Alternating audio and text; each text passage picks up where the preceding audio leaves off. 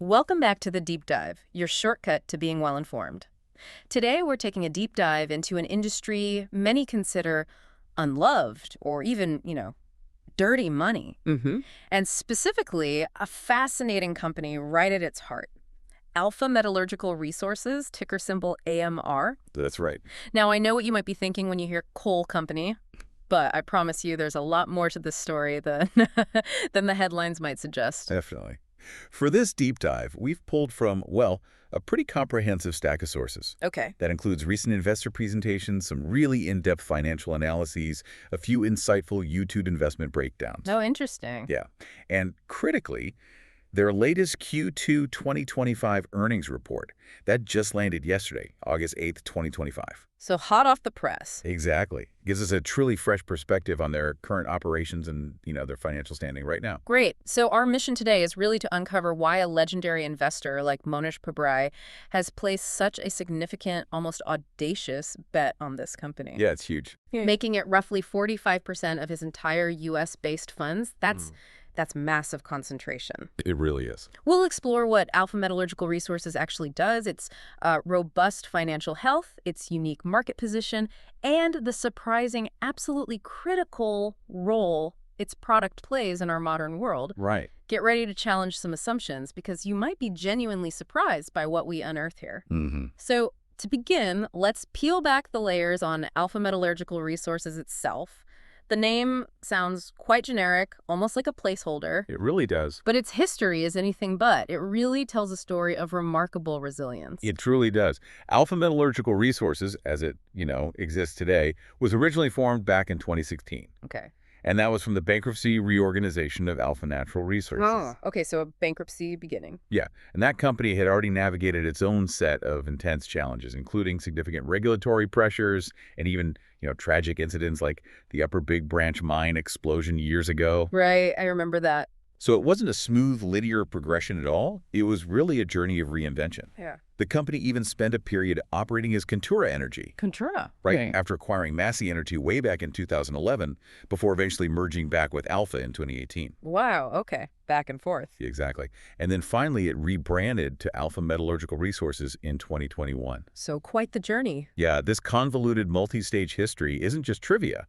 It actually speaks volumes about a company built on a foundation of extreme adaptability and an almost unparalleled ability to persevere through incredibly tough times and major industry shifts. That's quite a lineage, a company that's essentially a phoenix, repeatedly rising from ashes, re-emerging, then rebranding. Mm-hmm. Given that kind of tumultuous path, where are their core operations today? When we talk about coal, geography, and logistics must be absolutely key. Precisely. Alpha Metallurgical Resources is headquartered down in Bristol, Tennessee. Okay. But their physical operations are heavily concentrated in the Central Appalachian, or CAPP, coal basin. CAPP basin, right? Yeah, this vital region spans across parts of West Virginia and Virginia. Mm-hmm. As of December 31st, 2023, they operated 7 fully owned mining complexes. 7 complexes. Yep.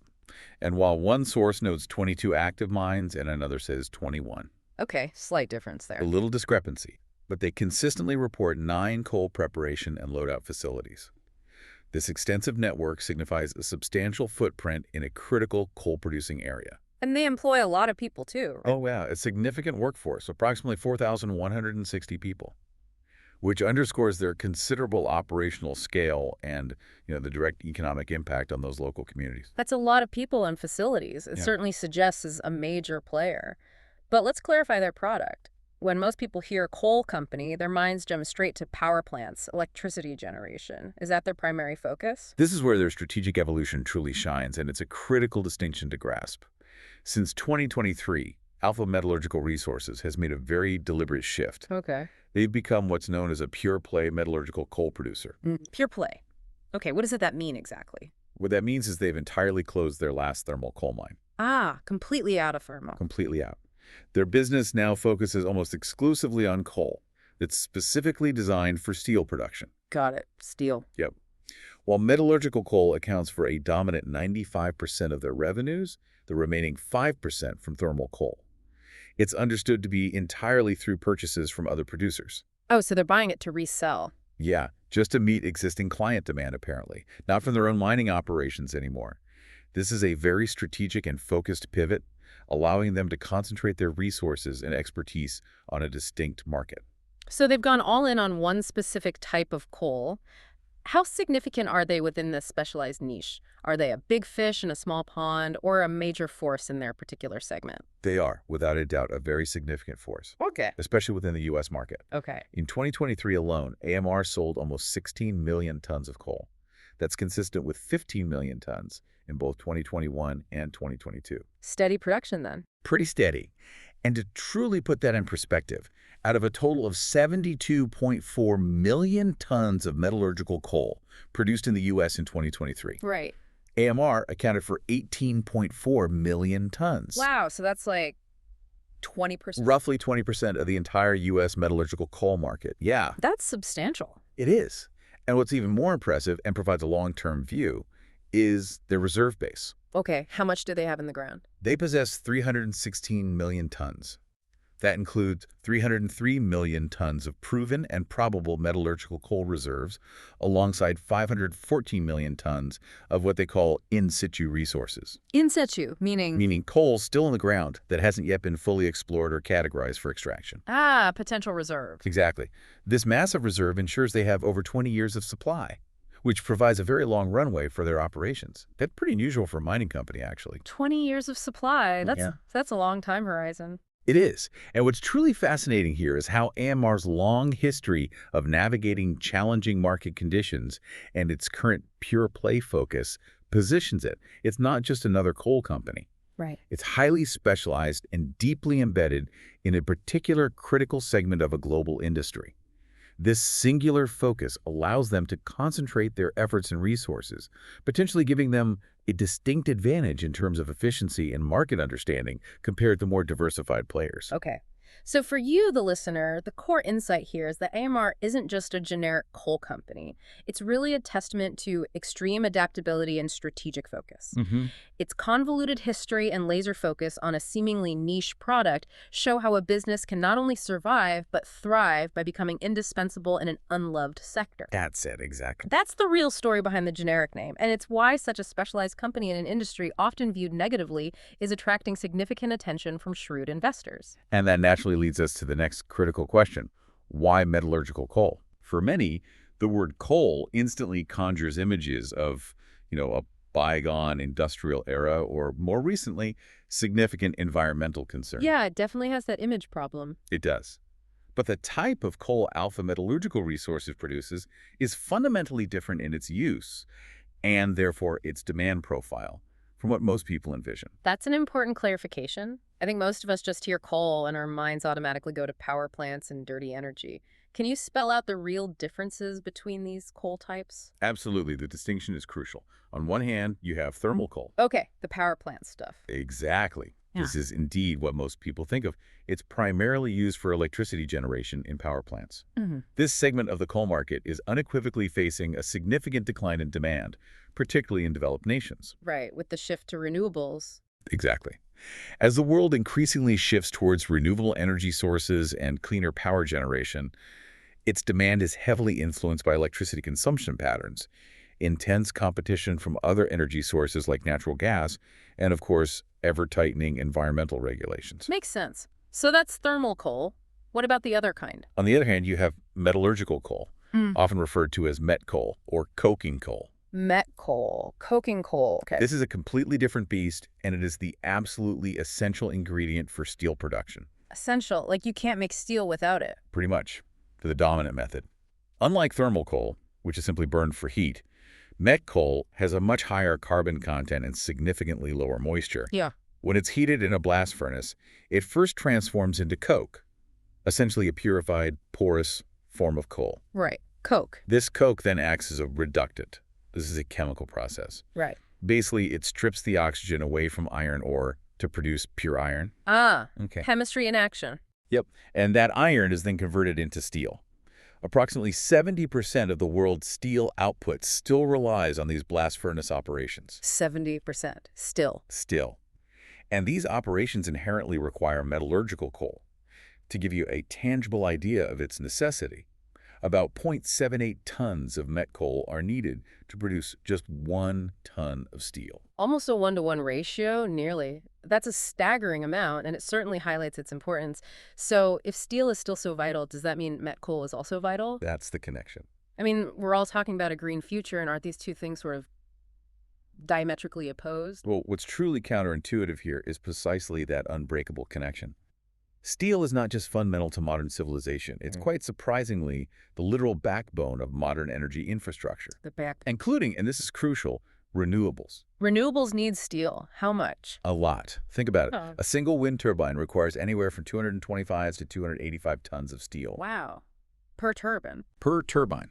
Solar power installations use between 35 and 45 tons of steel per megawatt of capacity. Right. Even an average car contains around 900 kilograms of steel. Right.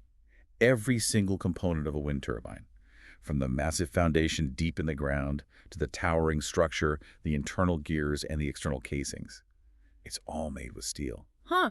I never really thought about the sheer quantity of steel in green tech. It's immense. Yeah. And this means that currently, without metallurgical coal, we simply lack the materials to build the very infrastructure required for solar panels, vast wind farms, or even hydroelectric dams. So we need the old stuff to build the new stuff. In a way, yes.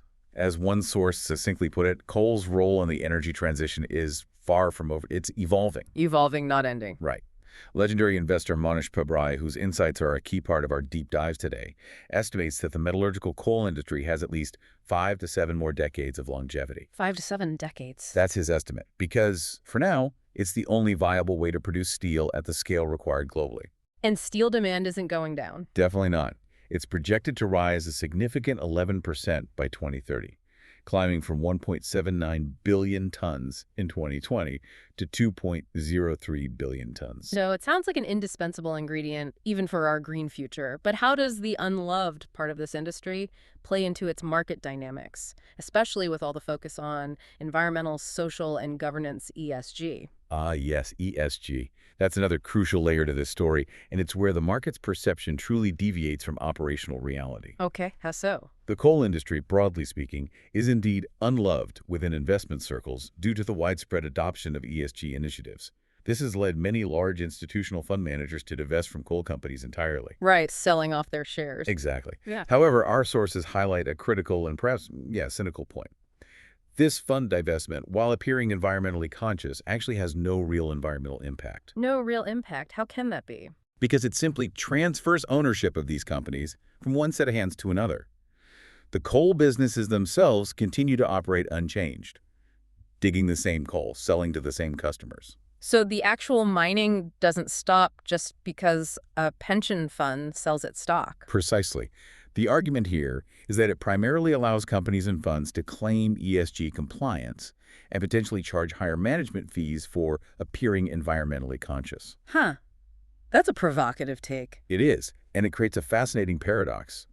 The truly intelligent investors, as one source eloquently puts it, recognize that their investment decisions alone have no direct environmental impact one way or another. Yeah. Therefore, they allocate capital based on risk-weighted returns rather than what's described as nonsensical ideology. So they're ignoring the ESG noise and just looking at the numbers. Essentially, yes. And this ESG-driven divestment can ironically lead to less analyst coverage and hopefully more mispricings. Creating opportunity. Exactly. Creating significant opportunities for what are often called savvy investors, precisely the type we see in Mohnish Pabrai and Guy Spire. That's a fascinating and somewhat stark take on ESG, but it makes a lot of sense. If ESG divestment truly has no environmental impact and only creates mispricings, what does that say about the broader market's understanding of these crucial foundational industries? It suggests a major disconnect. Yeah. Are we seeing a fundamental disconnect between perception and operational reality? The true paradox, and a critical insight for you, the listener, is how the very dirty money label, largely driven by institutional ESG mandates, ironically, creates a profound market inefficiency. It pushes away capital that doesn't affect the product's fundamental demand, leaving a wide-open opportunity for savvy investors to capitalize on a material vital to global progress, including the green energy transition itself. Well said. Now, let's turn our attention to the financial side. How does a company in such a perceived, unloved industry not only survive but thrive, even attract massive investment from the likes of Mohnish Pabrai? It must come down to rock-solid financials and incredibly smart, efficient operations. Absolutely. When we look at Alpha Metallurgical Resources' revenue and profitability, it's clear they operate within significant volatility. That's just the nature of commodities. Sure, prices go up and down. Exactly. Right. Their revenues are directly tied to metallurgical coal prices, which, as we discussed, have seen wild swings. For instance, in 2023, revenues dropped 15% to $3.5 billion from $4.09 billion in 2022. Okay, a noticeable drop. Why? This was primarily because met coal prices decreased by about 20% from their inflated 2022 levels. Ah, coming off that spike. Right. Yeah. But interestingly, despite that price drop, their actual sales volumes increased by almost 7% in 2023. So they sold more coal but got paid less per ton? Correct. And this trend of lower prices despite stable or increasing volumes continued into 2024, with sales as of 9 months down about 9% from the corresponding period in 2023. That's typical for a commodity business, that price volatility. But how have their profits fared through these ups and downs? I recall seeing something about past losses from earlier in their history. They did post net losses back in 2019 and 2020. 2020 was likely exacerbated by, the global COVID-19 pandemic. Right. Tough year for everyone. For sure. However, the sources emphasize that the company has undergone significant strategic changes since then, most notably becoming that pure-play met coal producer we talked about. So the past isn't necessarily prologue here. Exactly. Because of these transformations, these older figures shouldn't really be a point of emphasis for assessing their current potential or future trajectory. Now, gross margins have certainly been squeezed more recently, Okay. falling to under 25% in 2024 with a recent low of 10%. That's tight. Yeah, 10% is very tight. It is. However, their 5-year average gross margin is still a respectable 21.8%, and their operating margin averages 12.8%. This demonstrates their ability to generate healthy margins over a full cycle, even with recent pressure. Okay, so they can handle the cycles. That brings us to their balance sheet, which is often the true test of a company's resilience, especially in cyclical industries like this. What does it look like as of their recent Q2 2025 report? Their balance sheet is, frankly, incredibly strong, particularly for a commodity business. How strong? As of June 30, 2025, AMR boasts less than $7 million in total debt. 7 million with a B. No, million with an M. Less than 7 million total. Specifically $5.8 million in long-term debt. That's almost nothing for a company this size. It's practically zero leverage. They've maintained this exceptionally small debt load since early 2022. This minimal leverage is a huge advantage when facing price volatility, as they aren't burdened by high interest payments. Sure, it frees up cash flow. Massively. Furthermore, they hold substantial cash and cash equivalents, totaling $449 million in their latest report, or $485 million according to some other sources we looked at. Okay, around $450 million in cash. Yeah. And this cash represents about 20% of their current market capitalization. Their total liquidity stands at an impressive $556.9 million. Wow. Very little debt, tons of cash. That's certainly a remarkably strong position for a company in a cyclical industry. How do they manage to maintain that kind of financial discipline? Any other indicators of financial health that stand out? Yes, quite a few.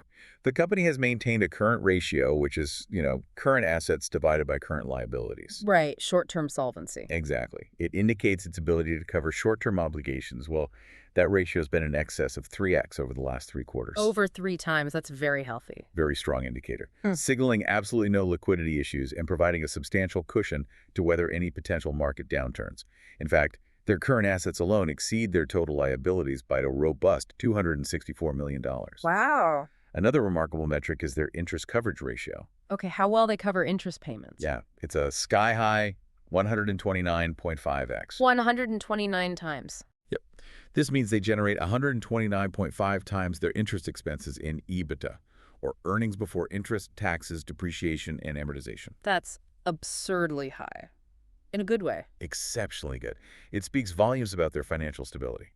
And finally, a low goodwill to total assets ratio of just 0.5% suggests they haven't overpaid for past acquisitions and possess a high-quality, tangible asset base. Good. So not a lot of fuzzy accounting stuff on the balance sheet. Seems not. Yeah. And if we connect this to the bigger picture, a commodity business operating with almost no debt and holding significant cash reserves, well, it's in an exceptionally strong position to navigate the inevitable cyclical swings in commodity prices. Right. This kind of financial discipline and conservative capital structure isn't just a positive, it's a major competitive advantage in an industry known for its boom and bust cycles. It allows them to survive and even invest when competitors might be struggling just to stay afloat. So they're financially sound, almost a fortress, but how efficient are they at what they actually do, getting the coal out of the ground and selling it?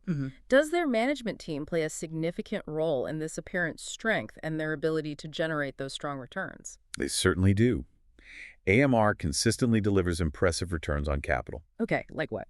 Over the past 5 years, their average return on assets, ROA, is 26.8%. Return on total assets, ROA, is 47.5%. Return on equity, ROA, is 48.0%. And return on invested capital, ROIC, is 40.3%. Okay, those are really high numbers. ROIC over 40% average. Stellar numbers in almost any industry, let alone a cyclical commodity one. They achieve this in large part through superior asset turnover. Meaning they use their assets efficiently. Extremely. One source notes they are doubly as good as squeezing revenue out or coal out of its mines as its next best competitor. Doubly as good. Wow. Yeah, this means they are highly efficient at extracting coal and converting their assets into revenue. Management is widely described as first-rate and highly regarded, with a keen focus on cost control and continuous productivity improvements.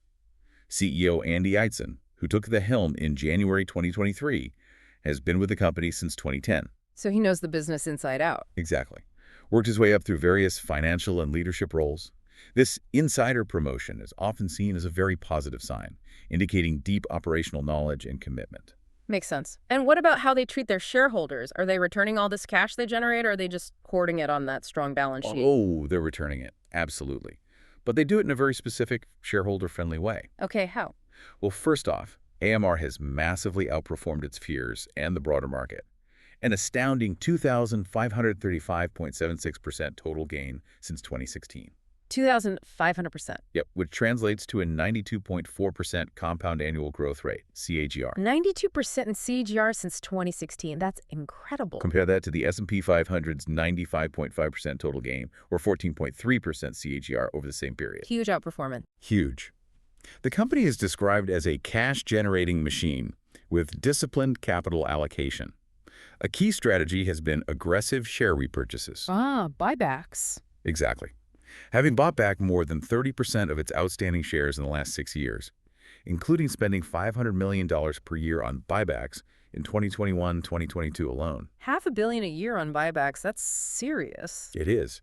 While their dividend yield is relatively low at 0.8% and the payout ratio is also low at 3.9%, well, that's by design. They prefer buybacks to dividends. Correct. They prioritize buybacks, which are seen as more accretive for shareholders, especially when the stock is considered undervalued. Which it seems to be based on those metrics. Precisely. And the company just recently announced plans to restart the share repurchase program on an opportunistic basis, having achieved a meaningful increase in liquidity in recent quarters. This demonstrates continued commitment to shareholder returns via buybacks. That's an incredibly powerful combination, robust financials paired with first-rate management, especially in an industry like this. It really starts to paint a different picture than the common perception. This doesn't sound like a company on its last legs or struggling to survive.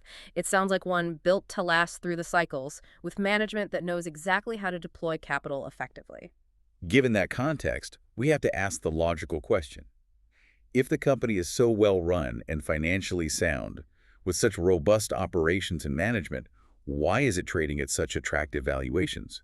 As evidenced by Mohnish Pabrai's significant investment. Right. Why the apparent discount? The answer largely lies in the inherent cyclical nature of its market and the perceived risks ahead. Right. The commodity cycle. That's always the wild card with these types of businesses. Yeah. So where are we in the metallurgical coal price cycle right now? Are prices high, low, somewhere in between? Well, metallurgical coal prices have significantly decreased from their early 2022 peaks. Remember those crazy levels?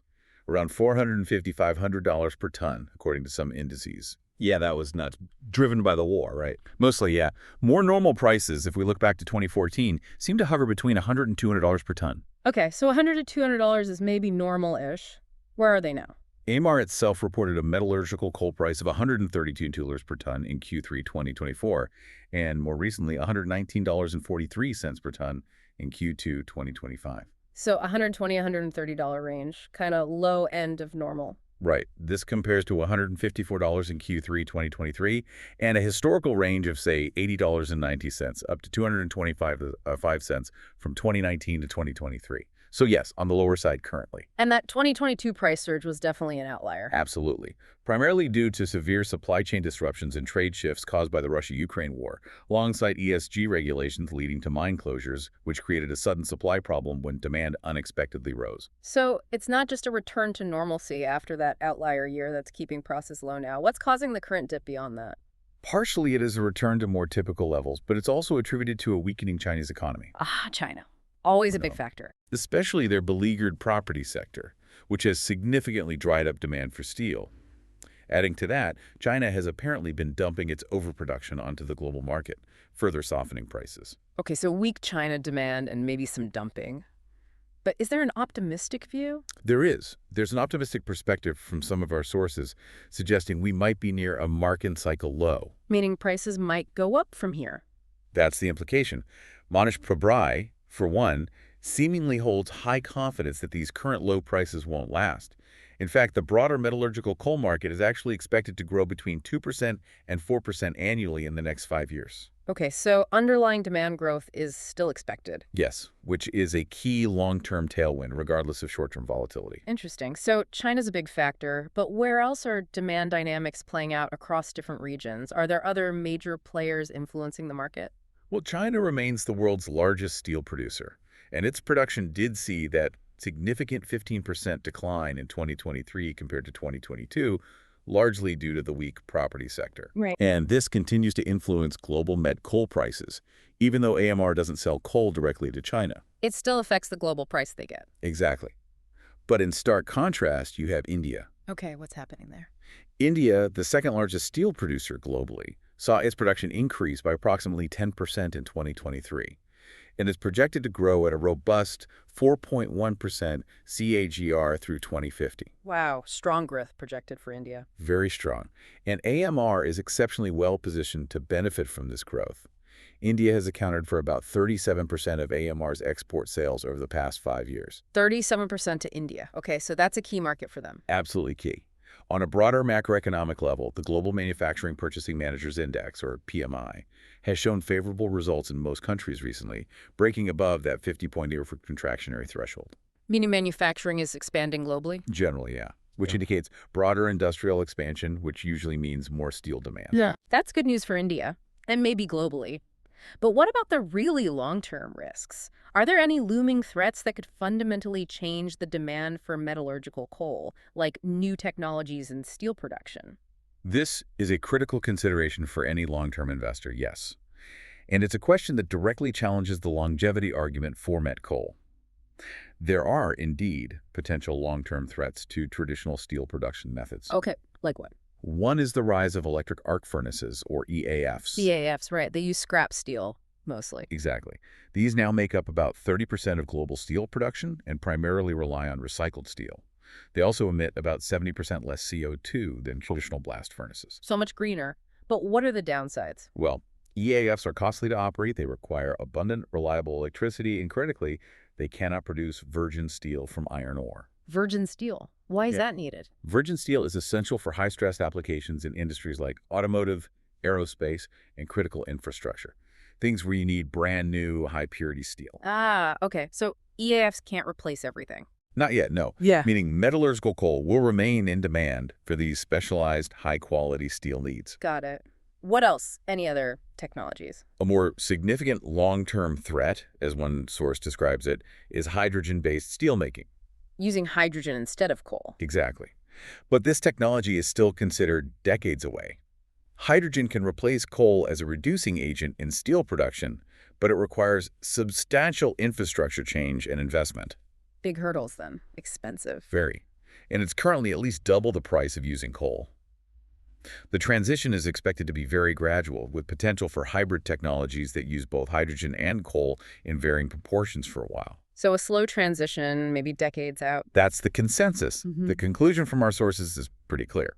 Met coal demand is expected to remain supported in the short to medium term. Okay. So no immediate existential threat from technology, but definitely a long-term one to watch. Are there other operational or external risks beyond these technological shifts that AMR has to contend with, like day-to-day stuff? Oh yeah, plenty. AMR faces a range of operational and macroeconomic challenges that are important to acknowledge. Such as?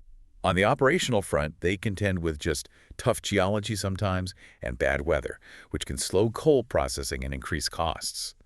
Some of their mines, like Checkmate Powellton, are even becoming uneconomical and may be retired. Okay, so mine depletion and operational hiccups. Right.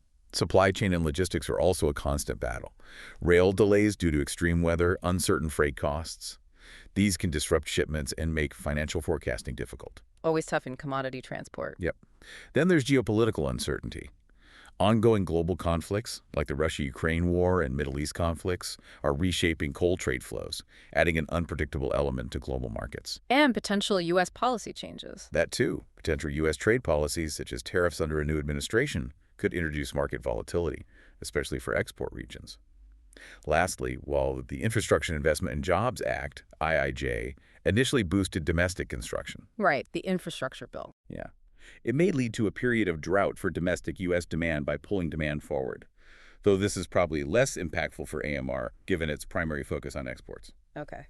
That sounds like a lot of headwinds to navigate, but are there any new tailwinds or growth opportunities on the horizon that could provide a counterbalance for AMR? Anything positive? Absolutely. And one significant positive development just came through with their Q2 earnings release, actually. Oh, who was that? President Trump signed into law on July 4, 2025, what's commonly referred to as the One Big Beautiful Bill Act, or OBBA. OBBBA. Okay, catchy name. What does it do? This legislation adds metallurgical coal to the list of applicable critical minerals for the Section 45X credit. Section 45X, that's a tax credit, right? Yep. This provides a refundable tax credit equal to 2.5% of production costs for met coal produced during tax years 2026 through 2029. 2.5% back on costs. How much could that be worth to AMR? AMR preliminarily believes this could provide an annual cash benefit of $30 million to $50 million. 30 to 50 million a year? That's pretty significant. It's a meaningful new source of liquidity and a significant tailwind, yes, depending on qualifying production costs, of course. Sure. Any other growth areas? In terms of growth, AMR is also making long-term strategic decisions, including developing a new underground mine, Kingston Sewell, in West Virginia. That's expected to begin production in late 2025. Okay, investing in new production.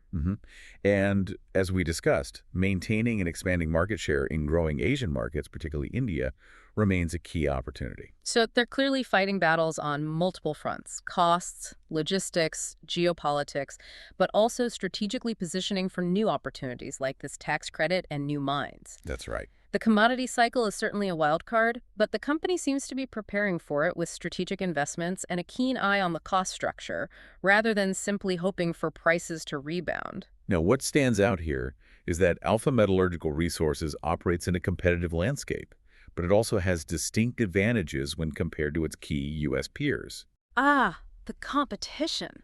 Who are they up against? Primarily Arch Resources, ticker ARCH, and Warrior Met Coal, ticker HCC. ARCH and HCC. Okay. But it's almost like comparing an apple with an orange and a banana due to subtle nuances in their business models and strategic approaches. They aren't quite direct comparisons. Okay, so let's break down these differences.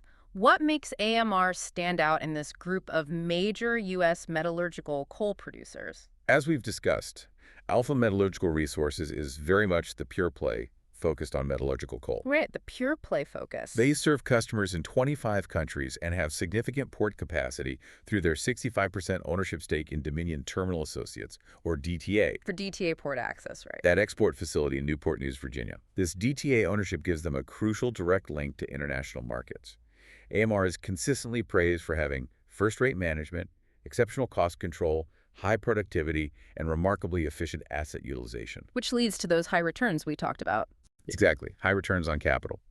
Their strategic emphasis on aggressive share buybacks is also seen as highly accretive for shareholders. Okay. In fact, analysts studying these companies often seem to prefer AMR.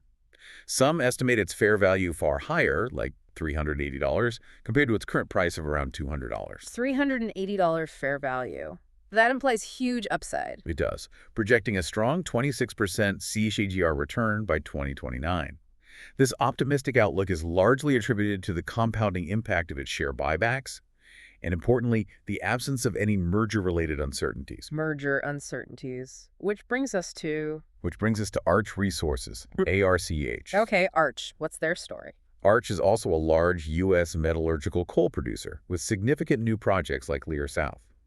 However, their strategy recently took a major turn. How so? They announced a significant merger of equals with Consul Energy. Consul, aren't they more thermal coal? Exactly. Yeah. Consul is a very strong player in the thermal coal market. This merger, expected to close by Q1 2025, will create a new entity called Core Natural Resources. Core Natural Resources, Yeah. okay. The combined company will be a truly diversified coal producer, operating 11 mines and boasting extensive export capacity of 25 million tons per year. So, much more diversified than AMR's pure play. Much more. This combined entity is expected to generate a substantial $110 million to $140 million in annual synergies and had a pro forma free cash flow of $1.4 billion in 2023. Strong cash flow. How do they return capital? Unlike AMR's buybacks, Arch typically favors returning capital to shareholders via variable dividends. Variable dividends, okay. Analyst view. While analysts still see a discount for Arch fair value, maybe $139 versus its current price around $124, implying a 20% CAGR. Still decent upside. Yeah, but the merger introduces a higher degree of risk, potential integration issues, and importantly, a dilution of Arch's pure-play metallurgical coal focus with the inclusion of thermal coal. So, different risk profile. Got it. So AMR's pure-play met coal with buybacks, Arch is becoming diversified coal with dividends plus merger risk, and the third one, Warrior Met Coal. What's their unique niche? Warrior Met Coal Inc., HCC, offers yet another distinct model. Warrior emerged from bankruptcy back in 2015. Another one post-bankruptcy. Yeah, and has since established itself as a large-scale, low-cost producer and exporter of premium-quality metallurgical coal from Alabama's Warrior Basin. Premium quality, like better coal. Apparently. This coal is often noted for its high quality, comparable to high-quality Australian hard coking coal. Okay. Balance sheet. Like AMR, Warrior also maintains a strong balance sheet with substantial net cash, and they have returned an impressive $1.4 billion to stockholders since 2017. Also returning cash, how many mines? Warrior operates with a much smaller footprint. Only 3 mines, 2 active and 1 in development. Their Blue Creek mine expansion project is a major growth driver, Okay. projected to increase capacity by 54% and add 50 years of production, with a net present value estimated at over $1 billion. Huge project for them. How are their returns? Interestingly, despite producing stronger margins than both AMR and Arch, Higher margins. yeah, Warrior has the lowest return on invested capital among the 3. So more profitable per ton, but less efficient overall. Seems that way. It indicates that it's a more capital-intensive business and potentially less efficient in its asset utilization compared to AMR. Okay. What else distinguishes Warrior? What truly distinguishes Warrior is its almost exclusive export focus. 98% of its coal is shipped internationally. 98% export. Wow. Where to? Their customer distribution is also quite unique. Significant revenue from Europe, Asia, and South America, and only a very small percentage, like less than $33 million, from the U.S. in 2023. Very different customer base than AMR, it sounds like. Very different. Analysts see a smaller discount for Warrior. Fair value may be $57.04 versus its current price, around $52.04, projecting a 12.5% CAGR. Lower projected return. Why? Partly due to their lack of aggressive share buybacks like AMR does, and maybe some multiple contraction expected. This comparative view really shows why the smart money is so discerning in this sector. Each company has its unique strengths and strategic differences. Absolutely. But for many, it seems like AMR's clear focus on pure-play metallurgical coal and its consistently shareholder-friendly capital allocation strategy, particularly through those aggressive buybacks, seem to make it stand out as a compelling investment. That appears to be a key part of the thesis, yes. Okay, now let's bring it all together. After looking at the company, its financials, the intricate industry dynamics, the competition, how does all of this translate into why a legendary investor like Mohnish Pabrai is going all in on Alpha Metallurgical Resources? The big question. Another remarkable level of conviction, isn't it? 45% of his U.S. portfolio. It truly is a testament to his unique thesis. Pabrai, who is known for his cloning investment strategy, essentially finding successful investors and analyzing their move. Right. He copies other smart investors. Well, he investigates their ideas deeply. He openly stated that he came across AMR after observing David Einhorn's large position in the company. Ah, Einhorn was in it first. Apparently. And Pabrai then posed the very direct question to himself, which sparked his curiosity. Why is David Einhorn so hard and heavy on stupid coal? Haha, stupid coal. Love it. Yeah. That question led him down this rabbit hole, and what he found compelled him so much that he has accumulated that significant position, over $110 million in AMR, representing roughly 45% of his entire U.S. portfolio. And it's not just AMR, right? You said coal is like 97% of his U.S. funds. That's what the sources suggest. With two other positions from the same sector, coal stocks collectively make up about 97% of his U.S. portfolio.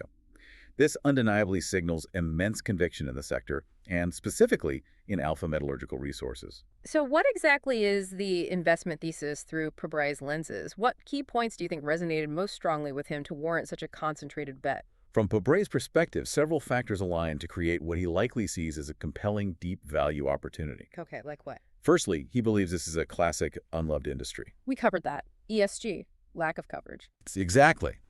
Due to evolving regulations and ESG mandates, particularly for institutional funds, the coal sector is broadly ignored.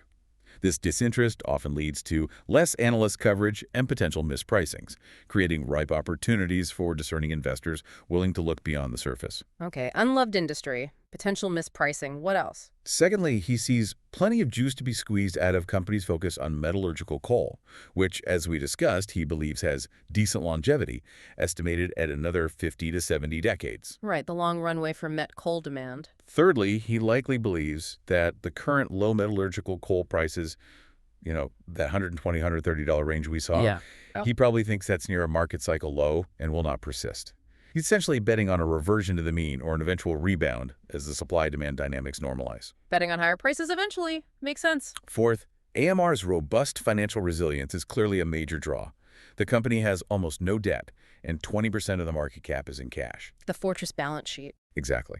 Which provides a significant cushion to weather any storms or prolonged downturns in commodity prices. This fortress balance sheet allows them to survive and even thrive when competitors might fold. Okay. And finally, valuation. And finally, on a valuation basis, if 2023 is considered a normal year for the company's performance, AMR is currently trading at around 3.5 times normal earnings, which indicates significant undervaluation relative to its historical profitability. 3.5 times normal earnings. That does sound cheap. Very cheap, potentially. Those factors certainly make a lot of sense, especially the idea of an unloved industry creating mispricing combined with that balance sheet strength. What do the cold, hard valuation metrics tell us right now about how cheap AMR currently is? Do the numbers back up Pabrai's conviction? The valuation metrics indeed paint a very compelling picture of undervaluation, even with the currently lower coal prices reflected in recent earnings. Okay, hit me with some numbers. Let's look at some of them. For instance, imagine paying just $6 for every dollar a company earns in profit. That's their price-to-earnings PE ratio, a mere 6.0 right now. PE of 6. That's low. Very low, signaling the market is seriously undervaluing its profitability, even at current depressed levels. And when you look at their core earnings before interest, taxes, depreciation, and amortization, their enterprise value to EBITDA is just 3.1. EBITDA of 3.1, also very low. A remarkably low multiple, suggesting the company is trading very cheaply compared to its operational performance. Furthermore, their price-to-free cash flow, PFCF, is 7.3. Price-to-free cash flow under 8. Strong. Indicating that AMR's market price is low relative to its strong cash generation. What's even more striking is their PEG ratio, price earnings to growth, of medical 0.1. Negative PEG. How does that happen? Well, a negative PEG ratio is highly unusual. It suggests that AMR's earnings growth, or perhaps the market's expectation of it, is robust enough that the current price might not be fully capturing its potential. It's a rare signal to find. Huh. Interesting. What about intrinsic value estimates, like a DCF? Yeah, if you do a discounted cash flow or DCF analysis, based on typical owner earnings, maybe around $350 million per year averaged over 5 years to smooth things out. Okay. That kind of analysis suggests an intrinsic value of approximately $7.7 billion. $7.7 billion. What's their market cap now? Just under $3 billion currently. So the DCF suggests it could be worth more than double its current price. Potentially, yes. It implies a very large margin of safety, around 190%.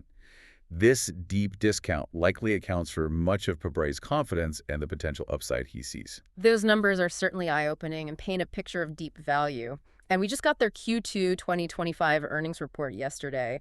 How did they perform, especially in light of the challenging market conditions we discussed with those lower coal prices? Did they execute well? The Q2 2025 earnings report, released yesterday, August 8th, 2025, shows some promising signs of resilience and operational improvement despite the challenging market. Okay, better than expected, maybe. Well, AMR reported a net loss of $5.0 million for the quarter, but that's a significant improvement from the $33.9 million net loss they posted in Q1 2025. Okay, narrowing the loss substantially. What about EBITDA? Adjusted EBITDA also saw a substantial jump to $46.1 million in Q2, up from a mere $5.7 million in Q1. So big sequential improvement there. Definitely showing better operational leverage. What drove that? A key highlight from the report was achieving their best quarterly cost of coal sales performance since 2021. Lower costs. How much lower? Costs decreased to $100.06 per ton in Q2, down from $110.34 per ton in Q1. Wow, a $10 per ton drop quarter over quarter. That's huge. It is, and this was explicitly driven by successful savings initiatives related to labor and supplies. They're actively managing what they can control. That's a tangible improvement in cost efficiency, which is absolutely vital in a commodity business, especially when prices are low.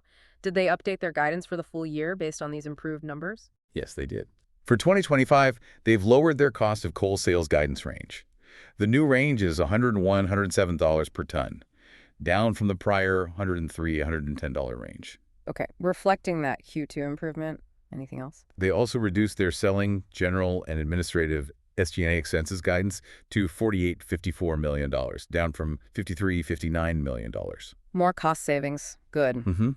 While they did increase their idle operations expense guidance slightly to $21–$29 million, they also increased their net cash interest income guidance to $6–$12 million, up from $2–$10 million, likely due to that large cash balance earning more interest. Makes sense. So these adjustments reflect their updated expectations for the balance of the year, showing continued focus on efficiency and cash management. Exactly. And what about their liquidity and sales commitments? Are they still in that fortress-like cash position we talked about earlier? Did Q2 drain cash? Nope, still strong. Their total liquidity stood at a robust $556.9 million as of June 30, 2025. Reaffirming their financial strength and ability to navigate market conditions. Okay, good. And are they locking in sales for the rest of the year? In terms of sales visibility, as of July 30, 2025, AMR had committed and priced approximately 69% of its expected metallurgical coal production for 2025. 69% locked in. At what price? At an average price of $127.37 per ton. And they'd priced all 100% of their expected thermal coal sales at $80.52 per ton.